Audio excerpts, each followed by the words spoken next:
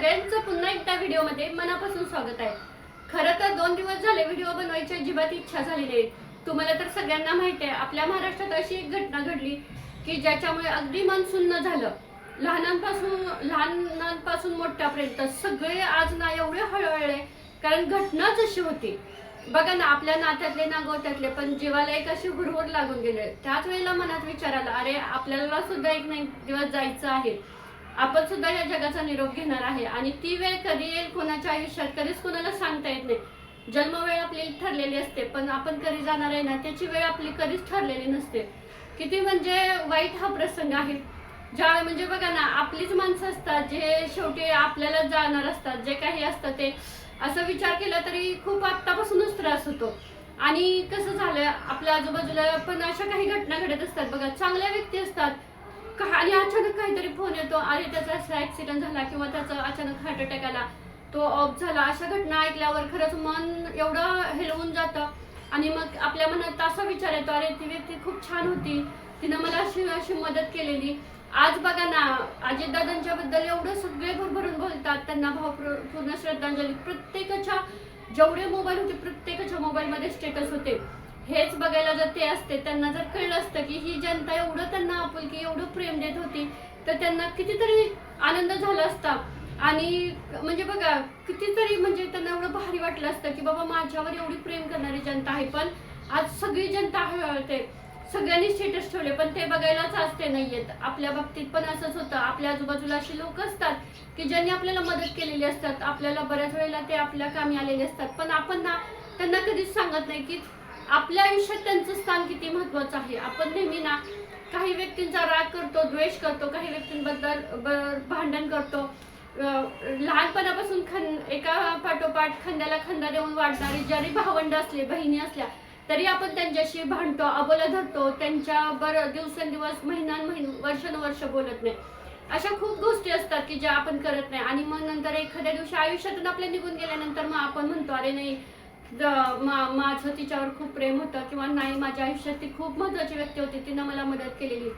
आजपासून आपण एकच करूया, ठीक आहे ज्या आता झालं गेलं, पण ना आपल्या आयुष्यात अशा काही व्यक्ती असतील बघा, खरंच ज्यांनी आपल्याला आधार दिला किंवा ज्यांनी आपल्याला खरंच मदत केली ना, त्यांना एकदा ना खरंच म्हणून तरी बघा की खरंच तुम्ही होता म्हणून माझ्या आयुष्यात खूप छान, म्हणजे मला तुम्ही मदत केली किंवा तुमच्यामुळे माझं आयुष्य खूप छान गेलं। बघा त्या समोरच्या व्यक्तीला किती छान वाटेल, कारण कसं होतं आपलं, त्या व्यक्ती आपल्या ज्या वेळेला आयुष्यातून निघून जातात ना त्यावेळेला आपण हळहळतो, त्या व्यक्तीबद्दल प्रेम व्यक्त करतो, पण त्यावेळेला ती बघायला नसते ना। मग ज्यावेळेला आपण ती जिवंत आहे त्यावेळेला त्या व्यक्तींना सांगू, त्यावेळेला त्यांना किती छान वाटेल हो, त्यांना किती म्हणजे बाबा आपण कोणाला तरी मदत केलेली किती भारी वाटेल। तुम्हाला एक घटना सांगते, गेल्या वर्षी ना आमच्या सोसायटीत एक प्रसंग घडलेला। एक काकी जवळजवळ 45-50 वय होतं त्यांचं। दरवेळेला ना जी मार्केटमध्ये साडी येईल ना नवीन, ती त्यांच्याकडे असायची, लगेच त्या खरेदी करायच्या, खूप त्या हौशी होत्या साडींच्या बाबतीत, पण ना कधी घालायच्या नाहीत, म्हणजे 1-2दा घालायच्या, पण एवढ्या जपायच्या, जीवापेक्षा जास्त नाही म्हणायच्या की मला ही साडी त्यावेळेला नेसायची, मी ह्या फंक्शनला नेसणार। एकदम व्यवस्थित प्रेस बीस करून एवढं व्यवस्थित कपाटमध्ये लावून ठेवायच्या, कधी स्वतःसाठी त्यांनी घातलं नाही। अशा बऱ्याच गोष्टी होत्या, त्यांनी ना कधी एवढा जीव मारून मारून जगल्या, जे काही असेल ते कपाटात ठेवणं, असं तसं करणं। आणि अचानक एक दिवस ना त्या निधन पावल्या आणि त्यावेळेला ना ज्यावेळेला त्यांचं निधन झालं ना त्यावेळेला त्यांचं एवढं कपाट भरलेलं, 5-5 हजाराच्या साड्या होत्या, पण त्यांच्या अंगावर जाताना त्यातली एक सुद्धा साडी नव्हती, जे त्यांनी त्यांच्या प्रेमळ हाताने प्रेस करून एवढं व्यवस्थित लावून ठेवलेले, एवढे डिझाईनचे ब्लाऊज शिवले, त्यातलं एक सुद्धा त्यांच्यासोबत गेलं नाही। गेलं काय तर त्यांना ज्या आणलेल्या, आता त्या साड्या कितीच्या असतील हे मी पण सांगू शकत नाही, त्या साड्या त्यांच्यासोबत गेल्या, ज्या की त्यांना कधी आवडत पण नव्हत्या तसल्या साड्या त्यांच्यासोबत गेल्या। आणि ज्या साड्या कपाटात होत्या त्यांनी कधी त्या नेसल्या पण नव्हत्या। आणि आता तुम्हाला तर माहित आहे, नवीन जसं आपण पुढे पुढे जाऊ तसं नवनवीन प्रथा यायला लागल्या, तर त्यांच्या घरातल्यांची नंतर अशी मेंटॅलिटी झाली की मेलेल्या व्यक्तींचे कपडे वापरायचे नाहीत। अक्षरशः त्या एवढ्या भारी भारी साड्या त्यांनी अक्षरशः भांडीवाल्याला देऊन टाकल्या, त्या मोबदल्यात त्यांनी भांडी सुद्धा घेतले नाहीत, नको म्हटल्या त्या साड्या। म्हणजे बघा आपल्या बाबतीत पण असं होतं, काही वस्तू असतात आपण सुद्धा बघा, ड्रेस असू द्या कपाटात किंवा काही असू द्या, किती जीव लावून त्यांना असं साठवून ठेवतो. कपडे असू दे किंवा कोणतीही एखादी वस्तू असू दे, आपण किती पुढचा विचार करतो, नाही मी ही ठेवते, मी ह्यावेळेला घालेन, मी त्यावेळेला घालेन, किंवा मी असं करेन तसं करेन. आणि अचानक एक दिवस असा येतो की आपल्याला सुद्धा या सगळ्या गोष्टींचा निरोप घ्यायला लागतो आणि आपलं भरलेलं कपाट असंच राहणार आहे.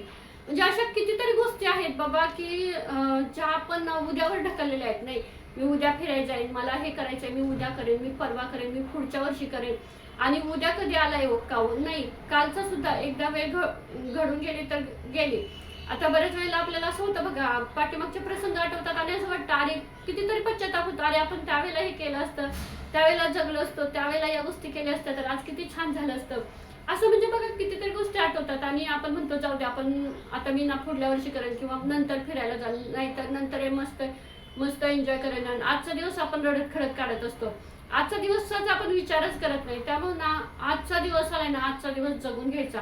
कोणाबद्दल ना राग द्वेष अजिबात मनात ठेवायचा नाहीये. ठीक आहे आपण त्या व्यक्तींपर्यंत नाही पोहोचत, पण आपल्याकडे परमेश्वर आहे, त्याच्याजवळ सगळ्यांच्या आपण ज्यांना दुखावलंय, ज्यांना म्हणजे ज्यांच्या मनाबद्दल आपल्या मनात ज्यांच्याबद्दल द्वेष आहे, राग आहे ना, त्या सगळ्यांना माफ करून टाकायचं.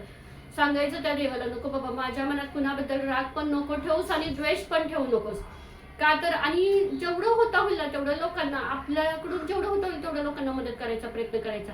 ठीक आहे एवढीशी गोष्ट असू द्या, करायची मदत आणि विसरून जायचं. त्याच्याकडून आपल्याला परत रिटर्न मदत मिळेल किंवा तो त्या बदल्यात आपल्याला काही देईल ह्याची फक्त अपेक्षा ठेवायची नाहीये.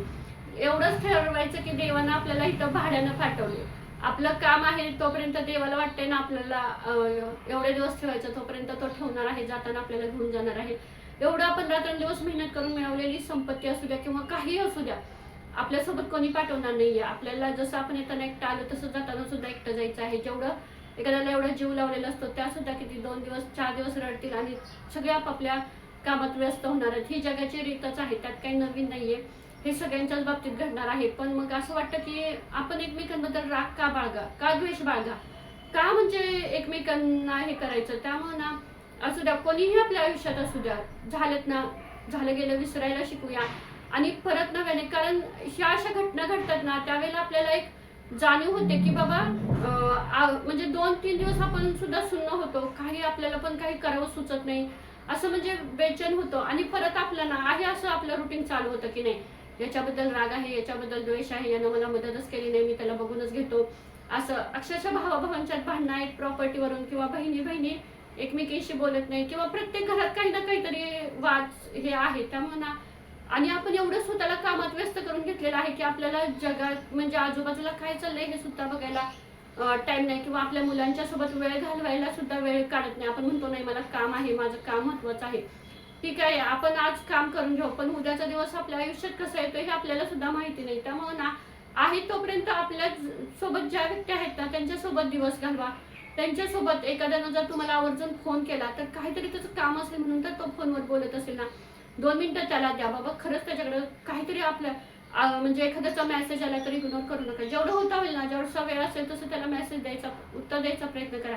त्याला काहीतरी अडचण असेल, कदाचित तुमच्या रूपाने त्याला मदत होणार असेल म्हणून तो तुमच्याशी कॉन्टॅक्ट करत असेल ना. आणि आपण बऱ्याच वेळेला काही फोन येतात बघा, इग्नोर करतो, म्हणतो नको जाऊ दे नको, पण ना परत एक दिवस एक वेळ अशी येते की त्या व्यक्तींच्या आपल्या आयुष्यात परत फोनच येत नाही. त्यावेळेला किती त्रास होतो, किती वाईट वाटतं ना, हे ज्याच्यावर वेळ आलेली आहे त्यालाच माहिती असतं. त्यामुळे ना तुम्हाला असं कधी कोणी बोलण्याचा प्रयत्न तुमच्याशी करत असेल, तुम्हाला एखादा कॉल करत असेल तर आवर्जून घ्या बाबा. ठीक आहे काहीतरी त्याला समस्या असेल, काहीतरी अडचण असेल म्हणून तो कॉल करत असेल. कारण ना परवा जी घटना घडली ना ती खूप काही शिकवून गेलेली आहे. आणि अचानक आपल्या आजूबाजूला पण अशा घटना घडत असतात, आपल्याला खूप काही शिकवून जातात. आपण तेवढं पुरतं हे होतो परत आपलं आहे असं चाललेलं असतं. त्यामुळे ना जेवढं होता होईल तेवढं या सगळ्यातून ना आपण बाहेर पडूया. म्हणजे कसं ठीक आहे आजचा दिवस आहे, आजचा दिवस जगून घेऊया, उद्या बघता येईल, उद्या आपल्या आयुष्यात कधी येणारच नाही आणि देवाचं कधी बोलावणं येईल आपल्याला सुद्धा ते कोणालाच माहिती नाही, कोणत्या वेळेला येईल, कोणत्या क्षणाला. कारण काही घटना अशा घडलेल्या आहेत की अरे 1 तासापूर्वी तो बोलत होता, तो आज आता या जगात नाहीये. मग अशा वेळेला आपण खूप हळहळतो, काय करावं काही सुचत नाही. आणि अशी वेळ असते की कितीही तुम्ही काही करा, लाखो करोडो रुपये द्या, पण त्यावेळेला ती व्यक्ती परत येत नाही. आता बघा ना त्यांच्याकडे किती पद होतं, सगळ्या गोष्टी होत्या, पैसा श्रीमंती सगळं होतं, पण कोणीच त्यांना परत आणू शकलं नाही. म्हणजे एवढं, आणि आपण तर सर्वसामान्य माणसं, आपण तरी काय करणार आहे. त्यामुळे ना एकमेकांबद्दल जेवढं होईल तेवढा राग द्वेष कमी करूया, सगळ्यांशी प्रेमाने आनंदाने वागूया. आणि कसं आहे आपलं आयुष्य जसं आहे ना, जेवढं होता होईल तेवढं आपण आपल्या स्वतःशी प्रामाणिक राहूया. असं नको वाटायला की पुढे जाऊन की आपण बापरे ह्याला माफ केलं नाही, त्याच्याशी आयुष्यात असं वागलो, असं या गोष्टींचा पश्चाताप आपल्याला व्हायला नको. आपल्या मनावरचं ओझं आपण आत्ताच उतरूया आणि रिलॅक्स. आपल्याला असं कधीही असं वाटलं पाहिजे जाऊ दे, नाही माझ्या कोणावर राग नाही किंवा द्वेष नाही, ठीक आहे जे झालं ते झालं, असं विसरून आपण पुढे जाऊया. म्हणजे ना आपल्याला जाताना ओझं वाटणार नाही किंवा काही वाटणार नाही. आणि जर तुमच्या आयुष्यात अशा काही व्यक्ती असतील बाबा ज्यांच्यामुळे तुमचं खरंच आयुष्यात सोनं झालं असेल किंवा आयुष्यात चांगलं झालं असेल ना, तर खरंच त्यांना आत्तापासूनच त्यांचा आभार मानायला शिका. परत ती व्यक्ती आपल्या आयुष्यातून गेल्यानंतर बोलून ती व्यक्ती ऐकायला नसणार आहे. तुम्ही जगाला मस्त ओरडून ओरडून सांगाल, पण जर तीच व्यक्ती ऐकायला नसेल तर तुमचं सांगून तरी काय फायदा आहे. अशा बऱ्याच गोष्टी जेवढं बोलाल ना तेवढं कमीच आहे. हा व्हिडिओ इथंच थांबवते. आपण भेटूया नेक्स्ट व्हिडिओमध्ये. श्री स्वामी समर्थ.